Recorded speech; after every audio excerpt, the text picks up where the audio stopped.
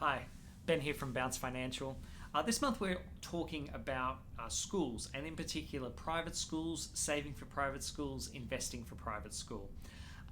One thing we like to discuss with our clients is why they would like to put their kids in private school. And the reason we ask this question is we're all about practicing mindful spending. We're all about directing what limited resources we have to the things in life that bring us the most joy and the most happiness.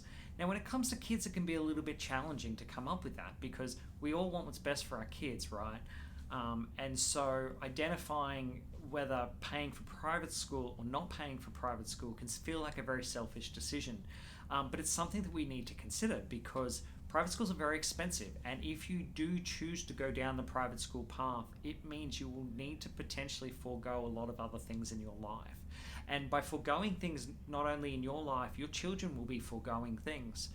So one conversation we have from time to time is the advantages and disadvantages of going down the private school route versus spending that additional money on your children. Private schools on average, we're looking at about 10 grand in Brisbane. They obviously vary up and down. But if you're looking at $10,000 a year, you could spend $200 a week extra on your child. Now that could be 200 extra of additional lessons, like additional thing. That could be experiences. That could be many things.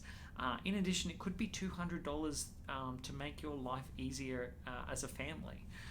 So I think having these discussions in a safe environment where we're not held to anything, that we can kind of float the pros and cons, is actually a really useful exercise to try and work out what's important to us.